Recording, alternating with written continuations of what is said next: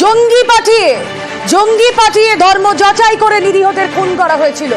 পাকিস্তানকে তার শিক্ষা দিয়েছে ভারত। সিঁদুরের বদলা অপারেশন সিঁদুর। প্রতিবেশীর মাটিতে ঢুকে জঙ্গিদের আঁতুড়ঘর ধ্বংস। ভারতের 3 বাহিনীর মারে পঙ্গু ইসলামাবাদ। দিল্লির স্পষ্ট হুঁশিয়ারি, জঙ্গিদের আশ্রয় দেওয়া বন্ধ করুক পাকিস্তান, না হলে প্রতিবেশী দেশের ভয়াবহ বিপদ।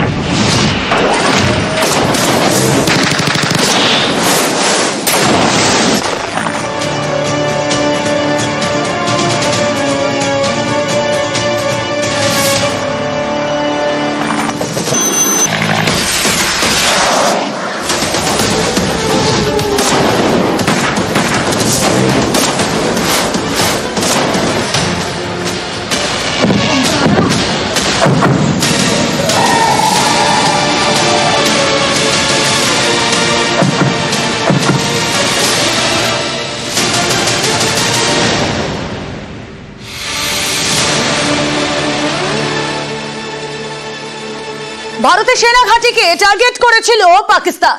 300 থেকে 400 ড্রোন হামলা চালিয়েছে পাক সেনা। যোগ্য জবাব দিয়েছে ভারতীয় সেনা।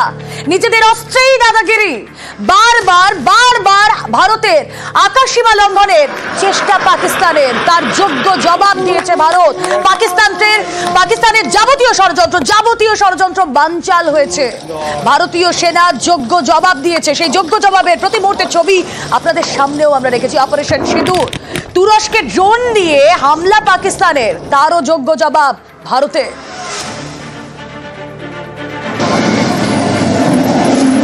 Mounted on Ashok Leland JP.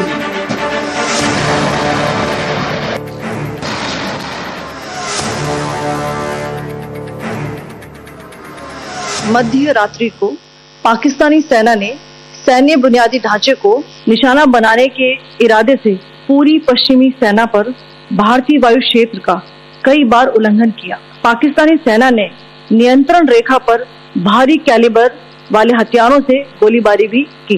अंतर्राष्ट्रीय सीमा और नियंत्रण रेखा पर लेह से लेकर सरक्रीक तक 36 स्थानों पर 300 से 400 लगभग ड्रोनों का इस्तेमाल घुसपैठ का प्रयास करने के लिए किया गया। भारतीय सशस्त्र बलों ने काइनेटिक व नॉन काइनेटिक साधनों का उपयोग करके इनमें से कई ड्रोन को मार गिराया। তুরস্কের ড্রোন দিয়ে পাকিস্তানের হামলার চেষ্টা আর পাকিস্তানের ষড়যন্ত্র বানচাল করে দিয়েছে ভারত। সংযত হয়ে পদক্ষেপ করেছে ভারতীয় বায়ুসেনা। আসুন কথা বলবো, আমাদের প্রতিনিধি আবির ঘোষাল রয়েছেন সঙ্গে। আবির, বিদেশ মন্ত্রক পাকিস্তানকে আবারও কড়া বার্তা দিল। এর আগেও আমরা দেখেছি কড়া বার্তা গিয়েছে, কিন্তু কাজের কাজ কিছু হয়নি।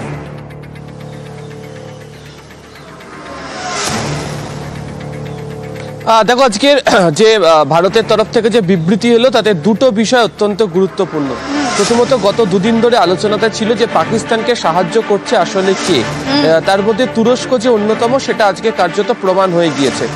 কর্নেল সোফিয়া কুরেশি তিনি উল্লেখ করে দিয়েছেন যে ফরেন্সিক টেস্টের যে রিপোর্ট এসছে তার প্রাথমিক অনুযায়ী যে ড্রোনগুলি ব্যবহার করছিল পাকিস্তান সেটা হচ্ছে তুরস্কের। তোমাকে জানিয়ে রাখি যে চলতি বছরের 28শে এপ্রিল করাচির একটি বায়ুসেনা ঘাঁটিতে একটি তুরস্কের বিমান C-130 যে হারকিউলিস বিমান নামে, এবং অভিযোগ উঠেছিল যে সেই বিমানের মধ্যে প্রচুর পরিমাণে অস্ত্র এবং গোলা বারুদ রয়েছে। পরবর্তী সময়ে আগে থেকে ইসলামাবাদের তরফ থেকে একটি বিবৃতি জারি করা হয় এবং সেই বিবৃতি জারি করে ইসলামাবাদ জানিয়ে দিয়েছিল যে ওই বিমানে কোনো অস্ত্রশস্ত্র আসেনি, এটা একেবারেই রিফুয়েল করার জন্য সেখানে বিমান নেমেছিল। পরবর্তী সময় দেখতে পাওয়া যায় যে গত 4 মে টিসিজি বুয়োকাদা নামে একটি জাহাজ করাচি বন্দরে গিয়ে উপস্থিত হয়। অভিযোগ ছিল সেই জাহাজের মধ্যে বেশ কিছু কন্টেনারের মধ্যে অস্ত্রশস্ত্র রয়েছে এবং সেই জাহাজকে কার্যত উষ্ণ অভ্যর্থনা করতে পাকিস্তান সেনাবাহিনীর একাধিক কর্তা ওই বন্দরের মধ্যে উপস্থিত ছিলেন।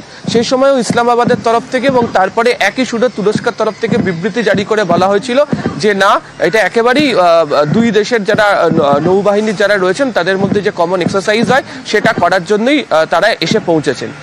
যদি গত বছরে ফিরে যাও তাহলে গত বছরে আমরা দেখেছিলাম যে দু ধরনের ড্রোন, একটার নাম হচ্ছে আকিনসি আর একটা ড্রোনের নাম হচ্ছে TB2। এই দুটো ড্রোনই হচ্ছে যে পাকিস্তানকে দিয়েছিল হচ্ছে তুরস্ক। এছাড়া ইসলামাবাদের সাথে তুরস্কের একটা চুক্তি হয়েছিল, সেই চুক্তি মোতাবেক একটা 5th জেনারেশন এয়ারক্রাফট যুদ্ধ বিমান তৈরি করার জন্য তারা হাত লাগিয়েছিল, সেটার নাম দিয়েছিল হচ্ছে কান। এবং সূত্রের খবর ছিল যে 2027 সালের মধ্যে পাকিস্তান তাদের এয়ার ফ্লিটে এই যুদ্ধ বিমানকে তারা এর মধ্যে সংযুক্ত করবে। ফলে দীর্ঘ সময় ধরে পাকিস্তানের সাথে ইসলামাবাদের সাথে যে সম্পর্ক সেটা কার্যত ছিল এবং যে ড্রোন হামলা গতকাল পাকিস্তান করার চেষ্টা করেছিল, ভারতীয় সেনাবাহিনী বায়ুসেনা উপযুক্ত জবাব দিয়ে যেগুলোকে নিষ্ক্রিয় এবং ধ্বংস করেছে তার যে রিপোর্ট সেই ড্রোনগুলো হচ্ছে তুরস্কের। ফলে সেদিক থেকে দেখিয়ে দেওয়া প্রমাণিত হয়ে গিয়েছে। দ্বিতীয় যে বিষয়টা অত্যন্ত গুরুত্বপূর্ণ আজকের ক্ষেত্রে উঠে এলো সেটা হচ্ছে যে পাকিস্তান আন্তর্জাতিক মহলে ভারতকে যাতে অসুবিধায় ফেলতে হয় সে কারণে হচ্ছে যে অসামরিক যে বিমান রয়েছে, কমার্শিয়াল ফ্লাইট রয়েছে, ইন্টারন্যাশনাল কমার্শিয়াল ফ্লাইট রয়েছে, সেগুলোকে কাজে লাগাতে চাইছে। গতকালকেও লাহোর থেকে করাচির মধ্যে বিমান ওঠানামা করিয়েছে এবং যেই সময় ভারত এই ধরনের অ্যাকশন নিচ্ছে সেই সময়ও LOCর কাজ দিয়ে এই যে বিমানের যে মুভমেন্ট সেটাকেও তারা করেছে। তবে ভারতের বক্তব্য যে পাকিস্তানের সমস্ত ষড়যন্ত্র তারা ধরে ফেলেছে এবং সমস্ত ষড়যন্ত্রকেই তারা প্রতিহত করতে পেরেছে। রুমেলা, বেশ আবে গত রাতে কাপুরুষোচিত আচরণ পাকিস্তানের ভারতের আকাশ সীমা বারবার লঙ্ঘনের চেষ্টা করেছে তারা। ভারতের উপর বারবার হামলার চেষ্টা ইসলামাবাদের, যোগ্য জবাব দিয়েছে ভারতীয় বায়ুসেনা।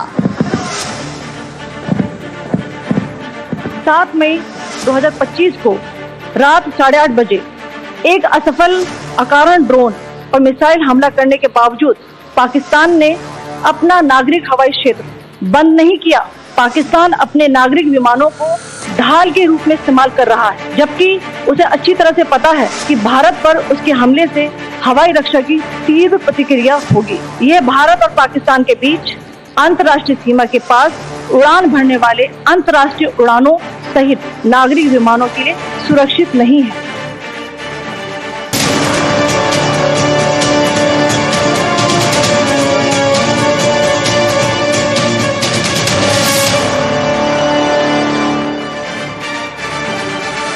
পাকিস্তানের ষড়যন্ত্র ছিন্ন ভিন্ন ভারতের। গতকাল 300 থেকে 400 ড্রোনে হামলা পাকিস্তানের সেই ড্রোন হামলা ভেস্তে দিয়েছে ভারত। গতকাল রাত 8টা থেকে 11:30টার মধ্যে হামলার চেষ্টা। কোথায় কোথায় হামলার চেষ্টা? জম্মু কাশ্মীর, পাঞ্জাব, রাজস্থান, গুজরাট সহ 36 শহরে হামলার চেষ্টা। পাকিস্তানের ড্রোন হামলার চেষ্টা গুঁড়িয়ে দিয়েছে ভারত।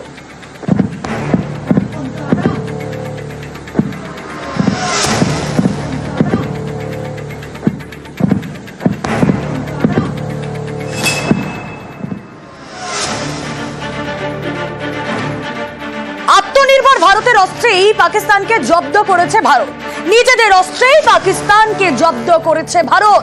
তারপরও ইসলামাবাদের শিক্ষা হয় কই? তাই দিল্লি এবার কড়া বার্তা দিয়েছে। কি বার্তা? মাসুদ আজহার, হাফিজ সঈদ তাদেরকে ফেরত দিক পাকিস্তান, তাহলে থামবে হামলা।